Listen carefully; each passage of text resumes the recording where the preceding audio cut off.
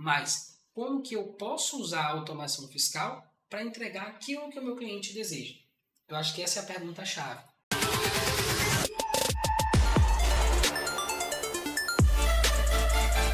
Olá, sejam todos bem-vindos à nossa live de aquecimento para a Semana da Automação Fiscal. Nessa série de 10 episódios, nós estamos tratando de obstáculos e oportunidades que vão transformar problemas da área fiscal tributária em soluções automatizadas. Eu me chamo Sandro Moreno. Sou o professor Marcos Amorim. E no episódio de hoje a gente vai tratar do seguinte assunto. Qual o tipo de automação fiscal que melhor me traz resultados na área fiscal e tributária, Marcão? Eu sei que a automação fiscal é um mundo de possibilidades, mas existem alguns nichos bem específicos, sobretudo para quem está iniciando, que tem um resultado mais imediato, cara. Perfeito. Mas sempre, convidar você para participar da Semana da Automação Fiscal, que a gente está fazendo agora entre 9 e 13 de janeiro de 2023, um evento onde a gente vai mostrar para vocês, dentre outras coisas, quais as habilidades necessárias, quais são as melhores oportunidades para que a gente possa aproveitar esse conhecimento da automação fiscal e, de forma mais profunda, como transformar os problemas da área fiscal e tributária em soluções automatizadas. Esse evento é 100% online, 100% gratuito. Você pode se inscrever nele clicando no link aqui abaixo desse vídeo. Uma vez lá, nessa página, você vai ver lá as informações sobre o que vai acontecer no evento, colocar o seu e-mail, clicar no botão Quero Participar, na página de Obrigado. Clica no botãozinho verde para entrar no nosso grupo de WhatsApp e ficar por dentro de todas as informações sobre o que vai rolar na Semana da Automação Fiscal. Agora sim. Massa demais. Então vamos pro tema, cara. E aí, cara, qual automação você entende, ou automações que você entende que tragam maior resultado, sobretudo para quem está iniciando, cara? Perfeito. Bom, basicamente, não existe a automação, né? Exemplo, se você tivesse me fazendo essa pergunta, se eu tivesse escolher uma coisa, por exemplo, e eu escolhesse agora a exclusão do CMS na base de cálculo do PIS da COFINS. Show. Essa é a automação, que vai gerar mais resultados para você. Se você tivesse me feito essa pergunta 3 anos atrás, eu não poderia te dar essa resposta. Perfeito. Seria uma outra coisa. Então, assim, não existe a automação ideal. O que existe é o conceito. Então, tipo assim, não seria bem um conceito a palavra, não estou conseguindo pensar na palavra certa agora, mas seria algo como, acho que mais próximo disso seria o que é que o seu cliente mais preza? O que é que ele mais deseja? O que é que ele mais quer? E quando eu falo seu cliente, você pode pegar isso no contexto de eu sendo um consultor, ou sendo um empresário que vende automações, ou pode ser também eu, enquanto empregado, funcionário, colaborador de uma empresa, prestando o meu serviço dentro daquela empresa. De qualquer forma, não, a empresa que contratou você, que paga o seu salário, não deixa de ser seu cliente. Então, a gente sempre vai procurar agradar o nosso cliente. Se o nosso cliente estiver feliz, a gente está bem.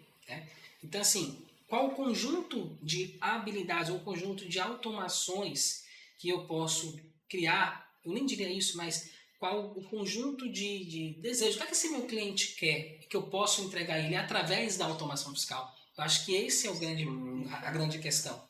Não é qual automação eu vou criar que vai ajudar ou que vai entregar o que esse cara quer, mas como que eu posso usar a automação fiscal para entregar aquilo que o meu cliente deseja.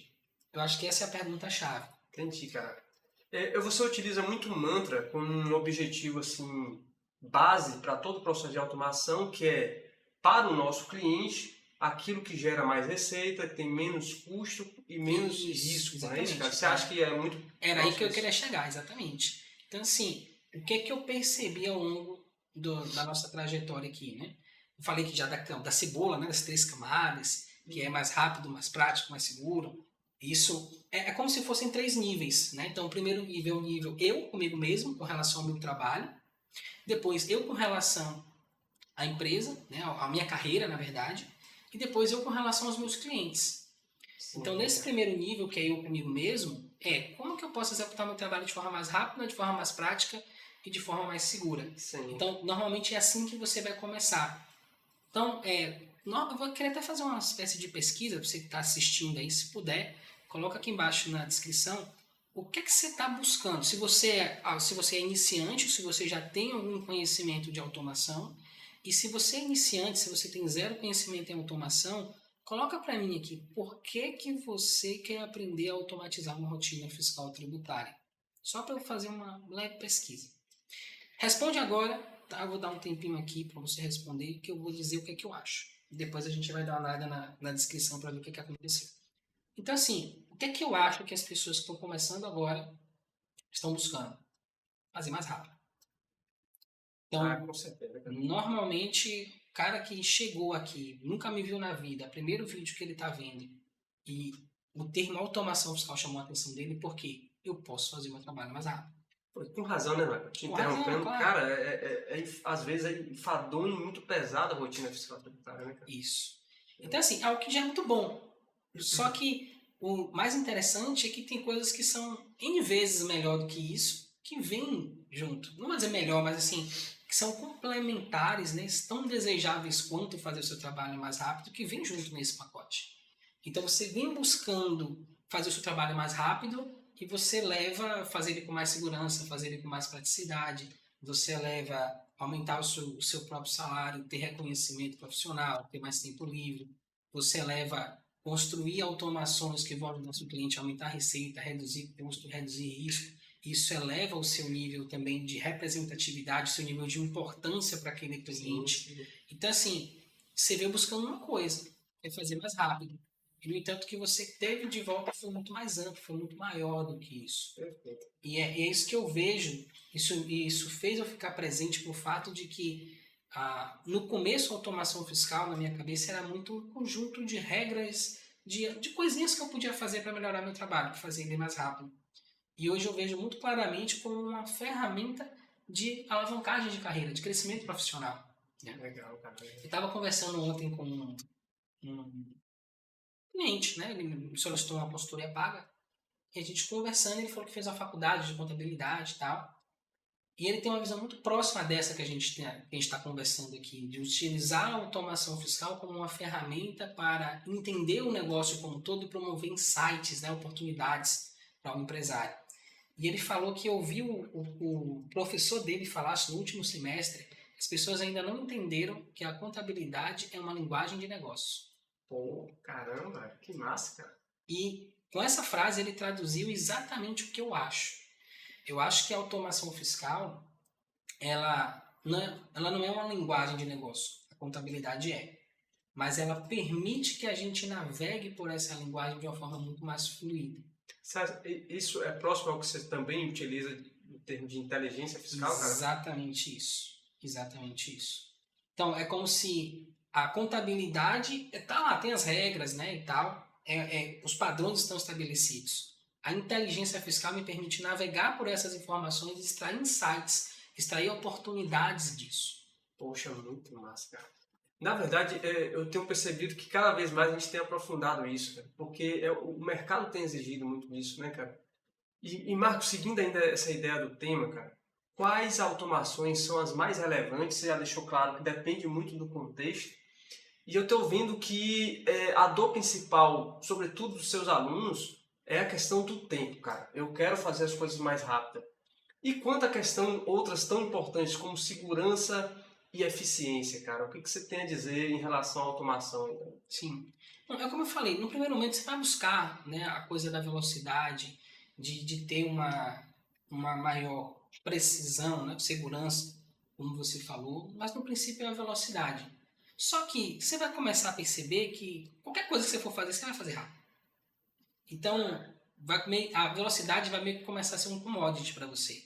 Então, tipo, você vai ficar acostumado a pegar uma tarefa que demorava 20 horas para ser executada e executar isso em 2 minutos. Tá bom. Isso vai ser comum depois de um certo tempo. E quando começa a ficar comum, qual é o natural? A gente não dá mais tanta importância para aquilo. Aí você vai começar a buscar outros objetivos. Que outros objetivos são esses? Normalmente a pessoa quer aumentar o salário, ela quer empreender, né? Ela quer ganhar dinheiro com essa habilidade. E aí nesse momento você vai precisar entender o que é que seu cliente deseja. Então todo o mercado ele funciona assim, né? Oferta e demanda. Então se você tem um produto que ninguém quer comprar, você não vai vender. É óbvio. Então qual é a melhor forma de você crescer profissionalmente, né? De você se destacar na profissão usando a automação fiscal? Eu entender o que o meu cliente quer e procurar construir ferramentas que entreguem isso para ele. Por isso que eu falei que não tem a automação. Exemplo, tem clientes que o maior problema dele hoje é estoque. O cara acabou de tomar um auto de infração de 2 milhões. E para ele é importantíssimo ter uma automação que ajude ele a gerir o estoque. Sim. Ele está disposto a pagar um dinheiro muito bom por isso. Então, cara, essa é a automação para esse cliente. Tem um outro que ele paga 100% de imposto, pagando tudo errado. Para ele é importantíssimo que ele consiga reduzir a carga tributária dele. Então, para esse cliente, a automação é a automação que vai me ajudar a revisar o cadastro de produto dele com eficiência, né, ou verificar se está tudo ok e reduzir a carga tributária. Legal, cara. O outro pagou um dinheirão tempos atrás com o imposto errado, ele quer recuperar esse dinheiro que ele pagou a maior. Então, uma automação que vai me ajudar a identificar esses pagamentos a maior e reapurar esses impostos vai ser a automação para esse cliente. Mas o que é a linha que une, né, que junta tudo isso? No final das contas é aquilo que o cliente deseja. Entendi. E aí tem um conjunto de coisas que esse cliente deseja, que a gente já falou aqui, que a gente vai repetir, que é aumentar a receita, reduzir custo e reduzir risco. E depois que você entende isso, às vezes as pessoas falam assim, poxa, outro dia eu recebi um contato de um seguidor, ele estava perguntando assim, professor, me fala aí, como é que eu faço para conseguir cliente? Tipo, eu trabalho já na área fiscal há algum tempo, eu já trabalho com programação, inclusive, né? Só que eu não consigo, eu tenho dificuldade de fechar cliente. E aí, ele me pediu uma dica, como é que eu faço isso? Eu falei, cara, fácil. Você vai procurar desenvolver automações que ajudem esse cara a aumentar a receita, a reduzir custos, a reduzir risco. Acabou. É isso. Por que é tão difícil? Isso, pra mim, num momento da minha vida, foi muito difícil isso. Porque muitas vezes você quer vender pro cara o que você acha que é legal, não o que ele quer. E aí, eu vou dar um exemplo bem claro disso. Eu sou um consultor, como eu fui durante muito tempo, que trabalhava com SPED fiscal. Estava nessa empresa, gerava SPED fiscal. E aí, quando você vai vender esse tipo de serviço, o que é que você vai fazer? Você primeiro precisa que o cara esteja fazendo um bocado de merda no SPED dele. Aí você vai fazer uma análise, uma auditoria, vai ver um bocado de coisa errada, vai levar isso para ele. E aí você vai, normalmente, eu nunca gostei dessa abordagem, mas tem muita gente que faz isso. Toca o terror. Cara, tá muito ruim, velho, isso aqui tá deixando você muito exposto, isso aqui vai te dar um problemão, não sei o que, tá, tem vinde a dificuldade. Depois disso, o que é que ele fala? Não, mas isso aqui eu sei como resolver, cara. Pode ficar tranquilo que eu vou dar um jeito pra você e tal. E aí, pra resolver isso, vai custar X. E na cabeça do empresário, ele fala assim, pô, velho, é um mal necessário. Eu nem sabia que tinha essa porra desse problema. Com essa maluca aí disse que tem esse negócio, eu vou ter que pagar pra resolver essa parada. Tá bom. Velho, quando é que você pode fazer aí? Dá muito caro, baixa essa porra. Ele não entende o que você tá falando. Então, se ele não entende o que você está falando, o que é que ele vai achar? Que tá caro. Baixa esse negócio, está muito caro.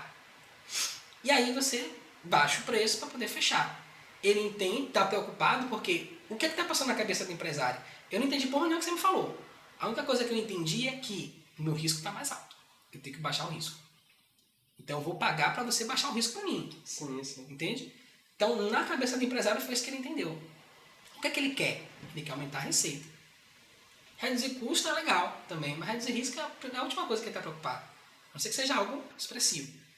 Mas se você pedir para ele escolher, cara, aumentar a receita, depois dá um jeito no risco. Com dinheiro eu pago o que der errado. Quer dizer, o risco se ele entender que isso vai impactar muito a receita dele, né? Exatamente. Mas sempre é a receita. Exatamente. Então, é o número 1, cara, é o que está na cabeça dele. E enquanto você não entender isso, você não vai conseguir se posicionar de uma maneira que você vai ser atrativo para um empresário. E eu passei muito tempo da minha vida dessa forma. E aí tem outro problema, que é o cara, você pede um desconto, aí você vai lá e argumenta. Eu usava muito o artigo 42 da Lei 7.014 aqui da Bahia, né, que é a lei orgânica, que tem lá as multas. Então tem uma multa por quantidade de inconsistências. Sim. Então, cara, eu quero que você faça uma retificação de SPED para mim. Eu quero que você pegue meu SPED, faça auditoria, deixe ele redondo e tal. Quanto você cobra? Cara, R$500 por arquivo. Cara, tá muito caro, R$500 por arquivo e tal. Pô, velho, se você for lá na lei, lá tá dizendo o seguinte, se o seu arquivo tiver uma inconsistência, uma coisa errada, você tá sujeito a pagar uma multa de R$490. Se você cometer um erro no seu arquivo, eu vou ficar com R$10 na mão.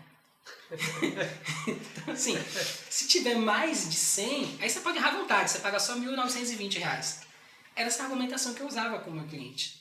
Então, no final e tem gente que é pior ainda, usa a seguinte argumentação. Cara, você vai me dar muito trabalho para fazer. eu tenho muito trabalho. O cara tá nem aí que você vai ter trabalho para fazer o negócio. É seu trabalho, é problema seu. Você vai ter trabalho, dá teu jeito. Então, assim, eu não acho que é um argumento válido, isso vai me dar muito trabalho para fazer. Na cabeça dele, ele nem computou, ele não tá dentro daquelas 3 coisas, ele não tá nem enxergando. Agora, quando você internaliza isso e você pensa, como você começa a deixar essa pergunta rodando na sua cabeça. Eu acho que o nosso cérebro é um baita computador, né? E, literalmente falando, se você der uma tarefa para ele, ele vai resolver essa tarefa. Né? Então, você dê para ele essa missão. Como que eu posso ajudar um empresário ou meu cliente a aumentar a receita, a reduzir custo ou reduzir risco? Vai vir uma resposta. E quando essa resposta chegar, você vai pegar isso e vai fazer um DMI. É como se você estivesse fazendo um download do plano. Então, o plano é esse. Tá, beleza. Como que eu vou executar o plano? DMI. Definir o problema, mapear os passos e a partir daí implementar a solução. O definir o problema e mapear os passos é um download que você está fazendo da sua mente, muitas vezes para o papel, para você executar isso no computador. Então você está conectando a sua mente com o computador como se fosse uma extensão. E a partir disso você vai executar o plano, que é o DMI. Implementar. Executou o plano, você vai pegar isso, você vai apresentar ao cliente. Então assim, se o cara tem um problema, aquilo é importante para ele, ou um desejo, e você apresenta para ele algo que vai levar ele mais perto do desejo da solução daquele problema, qual a probabilidade desse cara não querer? Óbvio, cara. E mais do que isso, Marcão, imagine você apresentando isso já num processo de prospecção. Você levantou inicialmente uma documentação e apresenta algo para convencer a fechar e que é e tem mais um elemento, perfeito, que é o seguinte, essa forma de pensar, digamos que você chegou a uma conclusão lá, cara, se eu fizer isso eu vou ajudar o cara a aumentar a receita dele. Ou quanto que eu vou ajudar ele a aumentar a receita? A intensidade, né? A intensidade disso. Pô, cheguei à conclusão que eu vou ajudar esse cara aqui a aumentar 50 mil por mês. Vai aumentar a receita dele. Ou vai reduzir o custo com o imposto. Reduzir custo é praticamente a mesma coisa que aumentar a receita. Isso. Não me engano, eu vi um vídeo até, o cara falando que era melhor você reduzir o custo do que você aumentar o faturamento. Porque às vezes você aumenta o faturamento errado e gera mais prejuízo, né, cara, dependendo. E não só isso. O raciocínio foi bem simples, eu achei muito interessante. Quando você aumenta a receita, se aumenta também a arrecadação de impostos. Sim. Se aumenta também o custo de aquisição de mercadoria. Não custo de aquisição, mas custo da mercadoria vendida. Né? Quanto mais eu vendo, mais custo eu tenho. O custo variável, o custo fixo. Né? O custo fixo vai continuar igual, mas o custo variável, quanto mais eu vendo, mais custo eu tenho. Perfeito. Imposto eu vou ter que pagar também. Então eu tenho um custo da venda. Então quando eu aumento 10 mil reais de faturamento, eu não tenho 10 mil reais a mais de dinheiro no meu bolso. Agora, quando eu reduzo 10 mil reais de custo, eu tenho 10 mil reais no meu bolso. Sim, cara. Então, assim, talvez mostrar até para um empresário que dos 3, aumentar a receita, reduzir custo e reduzir risco, o mais importante, o meu dedo mais alto é esse aqui. Então, esse é o mais importante, reduzir custo. Porque isso representa um aumento de receita sem aumentar os custos. Sacou? Então, se eu conseguir fazer isso pelo empresário, é o melhor dos mundos. Talvez ele nem saiba, não tenha essa percepção. Mas, se você, vamos pegar a forma padrão, aumentar a receita. Descobrir como ajudar esse cara a aumentar a receita. E esse cara vai aumentar a receita em tanto, se ele fizer isso que eu estou mandando ele fazer. Quando você vai negociar e você chega com um preço, cara, eu quero 5 mil reais para poder fazer isso para você. 5 mil por mês. O cara vai dizer, pô, tá caro. Primeiro, não sei se ele vai ter essa cara de pau. Porque você chega e manda, cara, tem 50 mil aqui, ó, mais pra gente fazer por mês. Se você fizer isso que eu estou te mandando fazer, e eu quero 5 mil para poder te dar esse acompanhamento. Eu acho que ele fecha na hora. Então, se ele tentar baixar o preço, aí você não precisa entrar na argumentação de cara, você vai me dar muito trabalho, eu vou gastar muito tempo para fazer isso, não sei o que e tal. Você simplesmente vai dizer para ele, velho, eu não tô te pedindo 5 mil reais. Eu tô te dando 45. Exatamente, cara. É diferente a conversa. Você não tá me pagando para vir para cá. Para você é mais vantagem eu estar aqui do que eu estar fora. Se eu estivesse te pedindo 20, tava barato. Então assim, você começa a virar o jogo com esse cara. Você dá exatamente aquilo que ele quer e você tá no controle agora, porque você pode escolher o preço. Também, e eu falo porque eu já fiz isso. Eu sei disso, cara. É uma autoridade que a automação te dá, né, cara? Agora, Marco, deixa eu conduzir a conversa para um outro contexto que eu sei que também você já vivenciou em relação à automação, né? Que é o contexto do ambiente dos escritórios de contabilidade, cara. Você já acho que falou em alguns vídeos atrás, não lembro ao certo, em que você pensa muito que os escritórios futuramente vão ter seus núcleos de programação, né, cara? Perfeito, sim. E você, acho que teve um convite recente de uma pessoa que você conhecia, que é dona de um escritório, que você foi chamado para dinamizar as rotinas internas do escritório, cara. Quando a gente fala de automação do escritório de contabilidade, o que você imagina assim que seja mais relevante considerando esse tema nosso, assim, cara? Cara, depois de Tem ver. muitos gargalos, né? Sim, sim. Depois de ver mais perto essa questão. Hoje eu estou muito do lado do empresário, né? Dentro da empresa, vendo os números, vendo os produtos que ele movimenta, saldo de estoque, toda aquela coisa que envolve a área fiscal e a área tributária. E quando eu vou para a contabilidade, eu não consigo ter a mesma visão. Sim. Entende? Eu não consigo ir no mesmo nível de detalhe. Então, assim, eu percebo que cada vez mais vai ficar complicado para as empresas, escritórios de contabilidade, fazer uma escrituração fiscal bem feita, só recebendo os documentos do cliente. Sim. Porque todos os clientes que eu tenho hoje reclamam da contabilidade. Eles falam basicamente, a contabilidade come muita bola. Todos eles. A contabilidade faz um bocado de coisa errada. Por quê? Na cabeça do empresário, o contador faz tudo. Resolve tudo. E, tendo eu a oportunidade de ver os dois lados da moeda, eu consigo te afirmar categoricamente, o contador não consegue ver tudo. E o pior, o contador acha que ele tem que resolver tudo. Então, qual é a situação? O que é que faz a contabilidade? Ela vai registrar os fatos, o que aconteceu. O que é que a empresa faz? A empresa vende, compra, né? É gerar um lucro. E as particularidades daquela empresa estão aonde? Dentro da empresa. Isso vai ser refletido lá na emissão da nota, vai ser refletido no SPED dela e tal. Essas informações vão vir para o escritório de contabilidade. O que é que o escritório de contabilidade enxerga? Você recebeu um SPED fiscal. Nota de entrada, saída ele já não vê mais nada. Não tem item lá no SPED. Ele não vê. Ele recebeu um SPED de contribuições, vai ter alguns itens lá, se fizer da forma detalhada, né? Se for da forma mais compactada, ele também não vai conseguir enxergar as informações. Então, a contabilidade, ela recebe parte da história. Ela não recebe a história completa.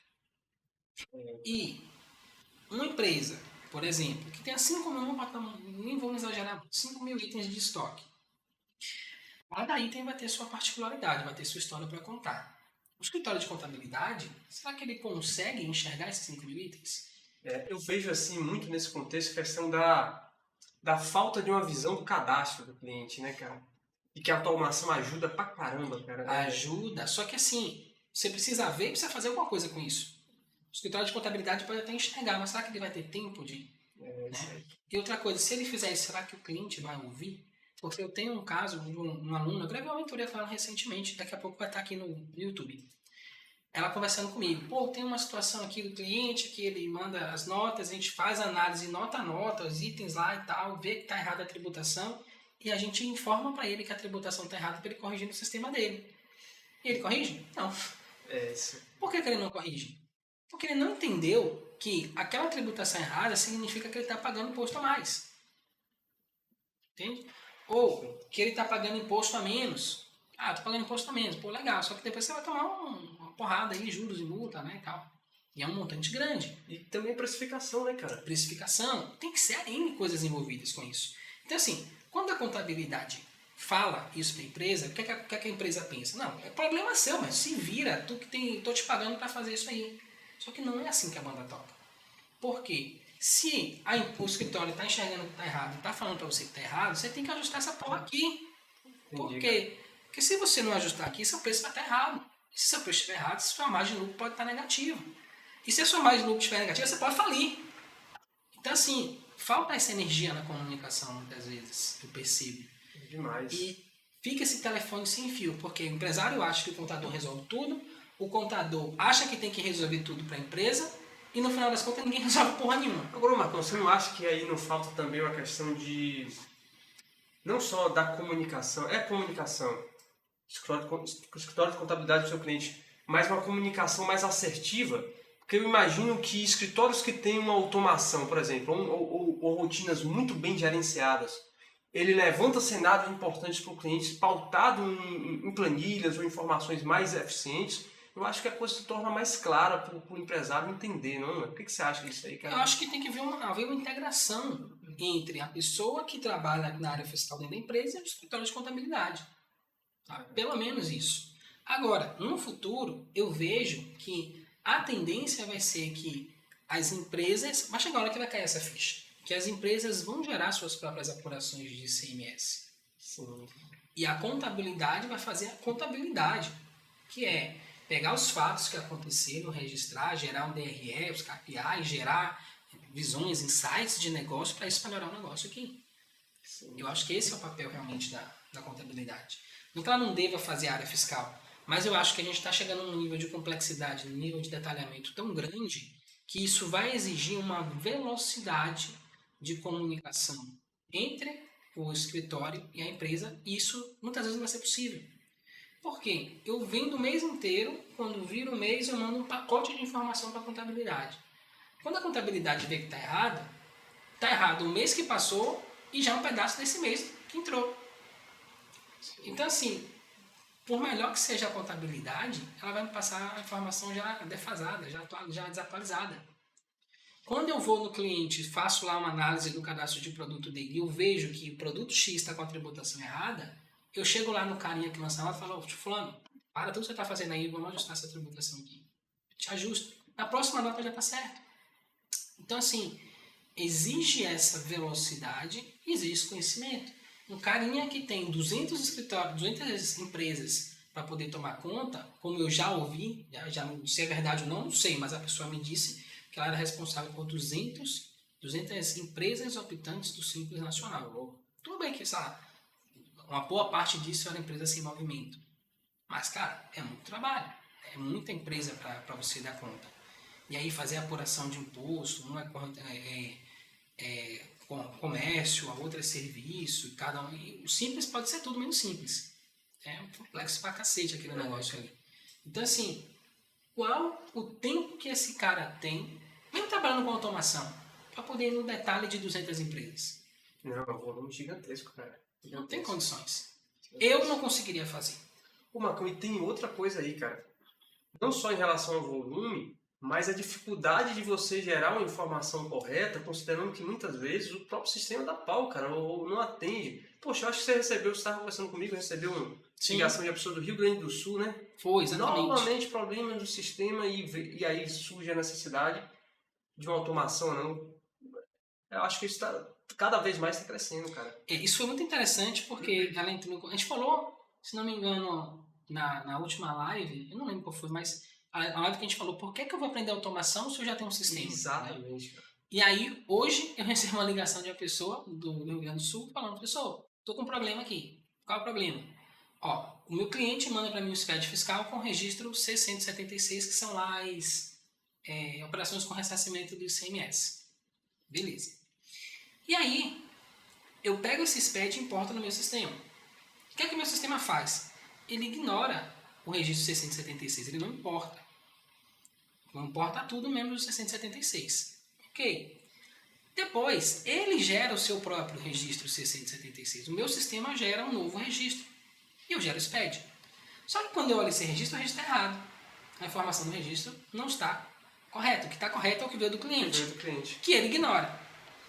E aí eu preciso resolver isso. Você consegue criar uma automação para fazer isso? Você consegue, tranquilamente. Beleza. Agora a questão é, você já conversou com o suporte do seu sistema? Foi o que eu falei, né, naquela live. A automação não está aqui para substituir o sistema. Está para trabalhar nas deficiências do sistema. Para ajudar a complementar o sistema. Então assim, você já entrou em contato com o seu suporte? Já viu se não tem uma parametrização, uma coisa que você está fazendo errado? Não, cara, eu já entrei em contato com o suporte, já solicitei dezenas de vezes e até hoje eles não resolveram. Novidade, né?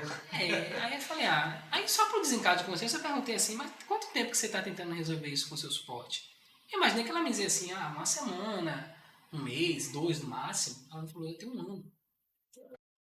Um ano, cara, um ano. Caramba, é muito tempo. Né? Então, assim, quanto tempo você me entrega essa automação? Semana que vem tá pronto. Né? Se ela quiser fazer. Então, foi o que a gente falou na live passada. Um sistema, por melhor que ele seja, o tempo de resposta dele vai ser muito grande. Então, um ano, isso quer dizer, botando em termos de SPED, que ela já enviou 12 SPEDs errados. 12, um ano inteiro. Né? Inclusive saldo de inventário. Então, assim, uma automação fiscal resolve isso numa semana. Vou construir isso dentro da minha rotina, sabe? Talvez se eu fosse parar aqui para fazer isso, sei lá, eu ia fazer em uma tarde. Né? Mas, assim, a gente tem outras coisas para fazer, então eu preciso de uma semana para poder entregar isso para você. E uma vez que eu entrego isso para a pessoa, ela não vai precisar mais do que 2 minutos para poder fazer esse um ano, retificar esse um ano de SPEDs. Portou lá o SPED, se o SPED padrão está correto, são o quê? 24 SPEDs. Certamente em menos de um minuto já vai estar resolvida essa questão. E isso sem precisar concorrer com o sistema. O sistema vai continuar fazendo o trabalho dele lá, só que, pô, demorou um ano, não resolveu até hoje, provavelmente não vai resolver mais. Esse foi um ponto, né? Mais um ponto, exatamente. Tem outro caso do meu aluno, né, o Marcos Vinícius Pinariol, que 3 anos e não resolveram o problema. Ele teve que vir do zero, aprender automação e ir lá e resolver o problema. Porque é aquela questão do cara que já tem conhecimento fiscal, né, cara? E atrela a automação. Esse cara é o mais capacitado para criar as automações para o fiscal. Esse é o poder. Talvez, eu não sei se as pessoas... Eu estou tentando repetir isso o máximo possível para ver se cai a ficha. Mas qual é o grande diferencial das pessoas que conhecem automação fiscal? Não é o conhecimento de automação fiscal. Não é saber como criar os códigos. É conhecer a legislação a ponto de eu conseguir enxergar oportunidades e trazer isso para utilizar uma ferramenta de automação fiscal para trazer isso para a realidade. Sim, cara. Esse é o grande diferencial. Você me fez lembrar agora nessa conversa de fui longe, lá na infância agora. Tinha um desenho que eu assistia, chamava Dragon Ball Z. Cara, assisti muita gente aí deve ter se identificado, assistido também. Eu lembrei agora de uma parte do desenho que tinha o personagem principal, que era o Goku, né?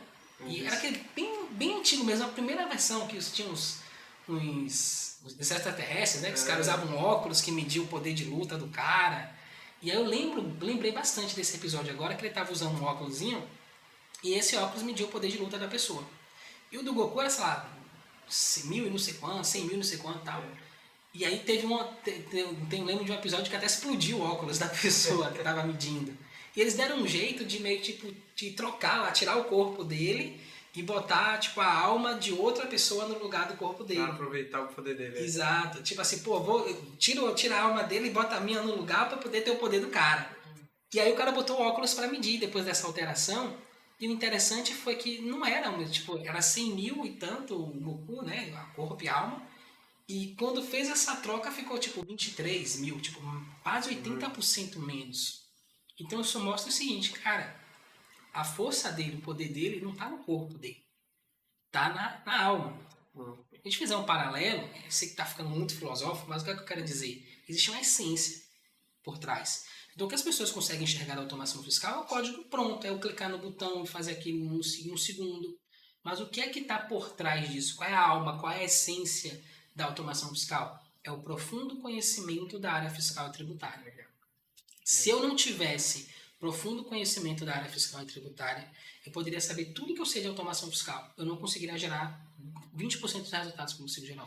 Ô, Marcão, eu enxergo, a mesma lógica, mas eu vejo assim, o profissional hoje da área fiscal e tributária que tem conhecimento e constrói suas automações, que é a proposta da Escola da Automação Fiscal, esse profissional ele está sendo atualizado para o novo mercado, cara. Eu vejo isso, é uma versão atualizada para o novo mercado. Sim.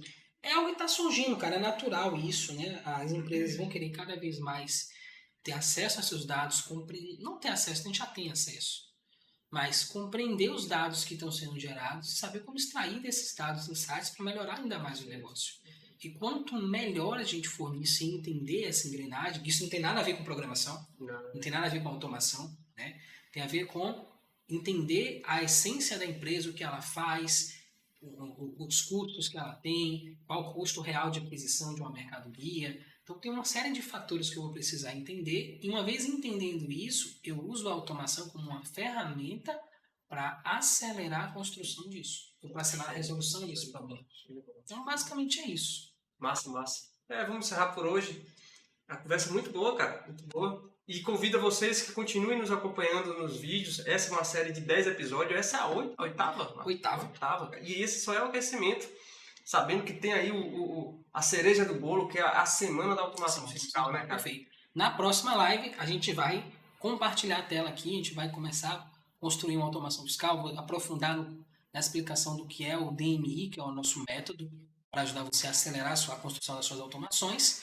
Na 10ª e última live, a gente vai efetivar, né, terminar de construir a sua primeira automação fiscal, caso você ainda não tenha construído nenhum. Então é isso. Gratidão a todos. Tchau, gente. Um abraço.